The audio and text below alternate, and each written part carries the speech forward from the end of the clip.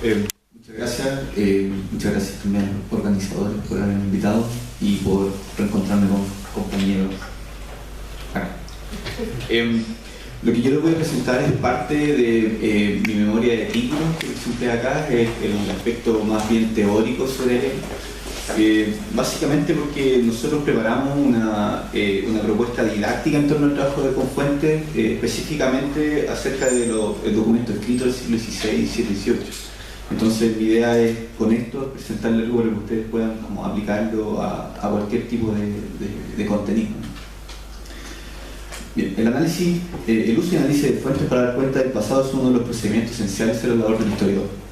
Por lo tanto, la enseñanza de la historia no puede quedar reducida a la transmisión de conocimiento para ser memorizado o reproducido, al menos desde nuestro punto de vista. A continuación trataremos de presentar una recopilación teórica en torno a la generación de conocimiento en el aula por medio de la puesta en práctica de procedimientos con los que él o la historiadora trabaja las fuentes de información. Creemos que al enseñar dichos procedimientos, él o la docente promueve la enseñanza de pensar históricamente, entendida como la capacidad de situar, medir y datar el fenómeno histórico. Dentro de un sistema de comunicación intencional como el proceso de enseñanza-aprendizaje, los profesores tienen un papel fundamental, que lamentablemente se destaca poco. Por lo general, hablar de educación por momentos pareciera un aspecto analizable por toda la sociedad. Sorprende que al menos para el caso chileno, que no ocupan importantes cargos en la administración educacional, muchas veces son economistas, abogados, sociólogos. Al contrario, gran parte de quienes ejercen la labor de movilizar el proceso de enseñanza-aprendizaje, las y los profesores, son vistos como meros agentes utilizables a ocupar una tal o cual teoría educativa. Bajo esta perspectiva, creemos que la didáctica como disciplina dedicada a la acción pedagógica es un aporte teórico para analizar la práctica propia docente y proponer soluciones a través de finalidades educativas que intervienen en el proceso de enseñanza-aprendizaje a partir del trabajo diario. Tales acciones didácticas deben generar propuestas desde la propia especificidad disciplinar con problemas y procedimientos particulares. El desarrollo de una didáctica específica se vuelve esencial para la enseñanza de procedimientos y técnicas propias del historiador, porque, y aquí es donde comienza el problema, no es posible volcar todo a la sala de clase. Sostenemos que aquello debe adecuarse a situaciones pedagógicas específicas. Al planificar una clase, los y las profesoras sintetizan el conocimiento científico para hacerlo más adecuado a la gran variedad de exigencias, lo cual se ha denominado transposición didáctica, una modificación que lo hace apto para ser enseñado. En este caso, él o la docente se posiciona como un vigilante epistemológico de lo que se va a enseñar. Sin embargo, debemos ser conscientes que para dar respuesta a la exigencia de la sociedad, el saber por enseñar se ha de nutrir de la disciplina de origen para estrechar lo más posible la distancia que se genera en el tránsito del saber experto al enseñador. Atendiéndonos a nuestro objetivo, por saber entendemos también el saber hacer. Si bien podríamos encontrar contradicciones entre tomar distancia y aplicar los procedimientos del historiador, sostenemos que siempre queda, como señalamos, algo afuera a la hora de poner manos a la obra. Sin embargo, no necesariamente se pierde de vista el objetivo de enseñar a pensar históricamente a través de la enseñanza de un saber procedimental.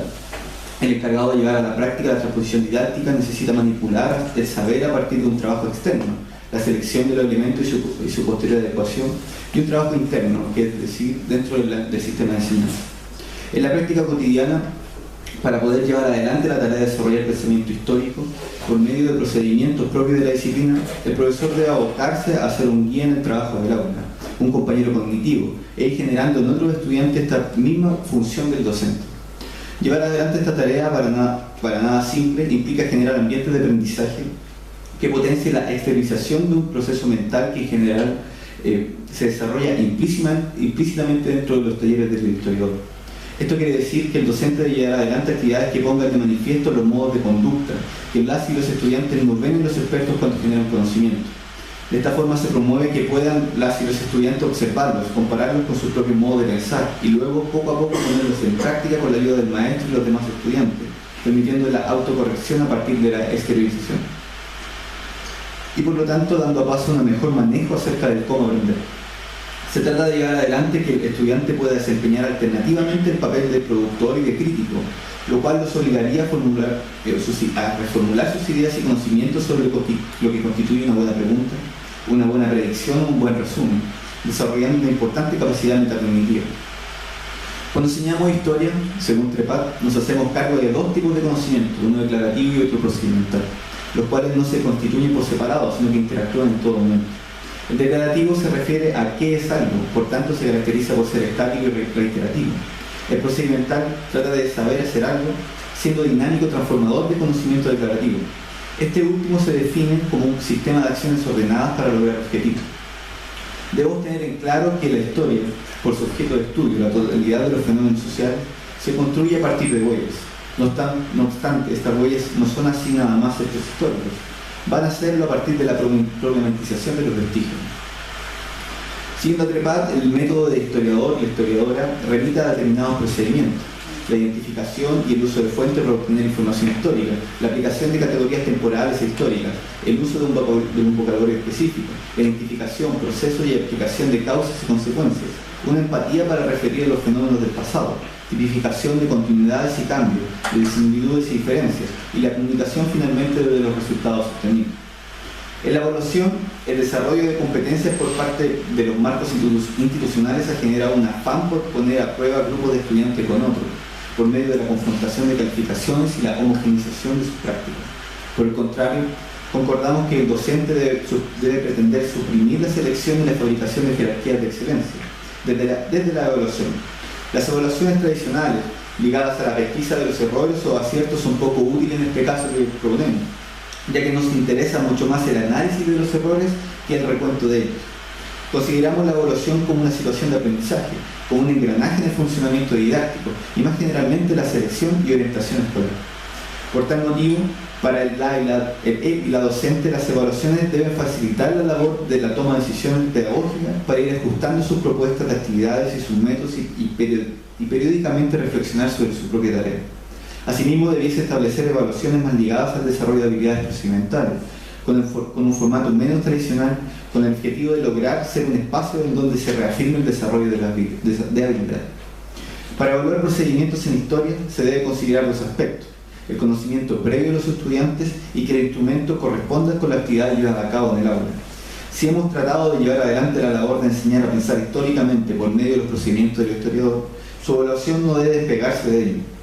La evaluación de procedimientos solo adquiriría sentido con la propia aplicación práctica.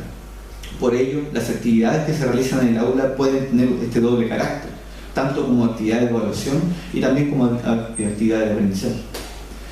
Desde la didáctica pensada en Chile, el trabajo con fuentes es un recurso que permite una aproximación a los procedimientos que utiliza él y la historiadora para realizar su trabajo.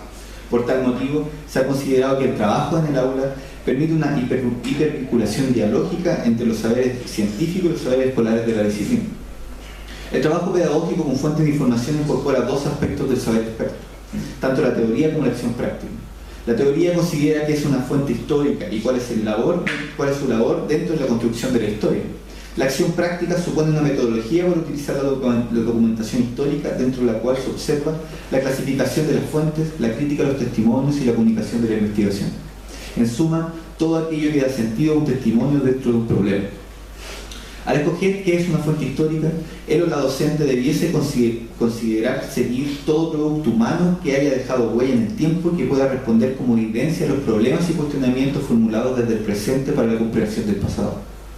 Por lo tanto, toda fuente es histórica en potencia, esperando que sean encontradas y dispuestas al servicio de nuestros cuestionamientos.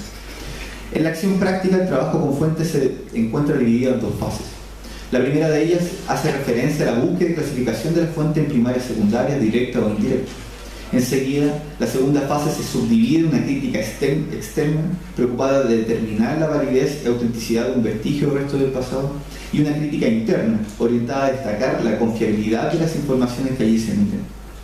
Prat y Santa Cana, desde el caso chileno, han propuesto que la enseñanza de la historia debe consistir en la simulación de la actividad del historiador y el aprendizaje y la construcción de conceptos, lo cual trae consigo formular hipótesis, clarificar fuentes históricas, analizar las fuentes y su credibilidad y, por último, el cómo iniciarse en la explicación histórica. Proponen presentar la historia no como un conocimiento acabado, una verdad encerrada en sí misma, sino que la historia debe ser trabajada en clases. De esta forma se trata de hacer cosas en un contexto general de acciones fundamentadas y coherentes, relacionadas con lo que se enseña. Para lograr esto, la clase de historia debe ser predominantemente un laboratorio de simulación y la investigación histórica, lo cual implica un proceso de aprendizaje por descubrimiento y un control del dicho laboratorio.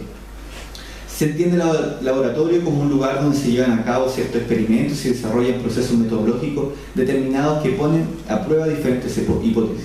En su interior se requiere seguir una serie de criterios, tales como la puesta en práctica de metodologías científicas y técnicas disciplinarias, tareas repetitivas y reelaborativas, la transposición del laboratorio a otros lugares, la explicación bajo explicaciones históricas generales y experimentos distintos con el fin de resolver distintos problemas.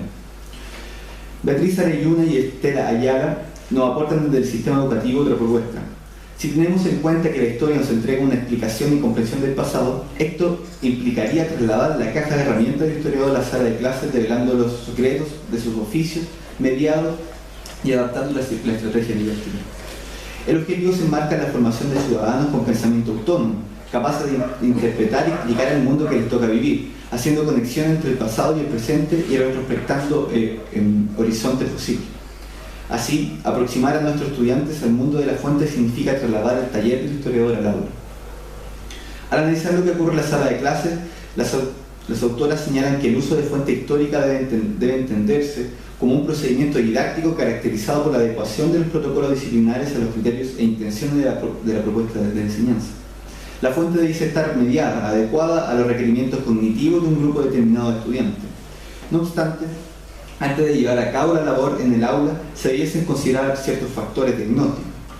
Por un lado, definir en qué fase del aprendizaje se introducirá la fuente, caracterizar los alcances y complejidades, definir los criterios de selección de las fuentes y su adecuación al aula, caracterizar el modelo de intervención didáctica bajo el cual serán utilizadas dichas fuentes. El taller del historiador volcado al aula es parte central de la formación del procedimiento disciplinario. De esta manera, señalan las autoras, en el taller los alumnos pueden aprender los pasos para interrogar fuentes históricas. Aunque este sea un montaje, el trabajo con fuentes debe interpelar a los estudiantes, provocarles interrogantes y un quiebre no solo cognitivo, sino también sensorial, para despertar el deseo por descubrir un misterio. En suma, la enseñanza de la historia debe siempre estar ligada al trabajo con fuentes, debido a la potencialidad didáctica que contiene, como por las facultades que otorga al desarrollo del pensamiento histórico por medio del saber procedimental, así como las posibilidades de acercar la labor del historiador y historiadora a los estudiantes. Lo que nos gustaría aquí precisar es la necesidad de adecuar los procedimientos al contexto en el cual se está llevando a cabo la labor docente. Además, y como lo señalan los autores, cada una de las técnicas descritas nos entrega una posibilidad de puesta en escena de diversos recursos didácticos que potencien los procedimientos, reforzando diversas áreas que atienden a la necesidad de los estudiantes. Para finalizar, quisiera advertir dos cosas. Lo anterior, lo que señalé, no es ajeno a la propuesta ministerial. Posiblemente encuentro en los documentos oficiales mencionan el desarrollo de saberes procedimentales para la conformación de ciudadanos autónomos, proactivos, críticos y verán sus recursos en tablas y fuentes reproducidas para que las y los estudiantes trabajen en ello. Ahora bien, y esto como una segunda advertencia, la didáctica no se ha demostrado la importancia de la relación que se da entre el docente y sus estudiantes. Mi experiencia como profesor fue bastante corta, aunque tuve la oportunidad de aplicar lo dicho aquí. Por lo tanto, en sus labores docentes, lo llaman ustedes, ya como un cambio curricular reciente. ¿Es posible esta propuesta? ¿Cuáles son las potencialidades y dificultades que tiene la docente para llevar adelante el desarrollo del pensamiento histórico a través del trabajo con fuentes actualmente? Creemos que a grandes rasgos el sistema educativo no está en correspondencia con lo que hemos señalado. Más bien ha de dejar el saber hacer como un auxiliar, importando solo el contenido cerrado, el cual será evaluado al finalizar el ciclo. Lejos de ser un recetario, pretendemos remecer su experiencia al docente y entregar elementos que apuntan al desarrollo del sujeto crítico a partir de la enseñanza de la historia y sus procedimientos. Muchas gracias.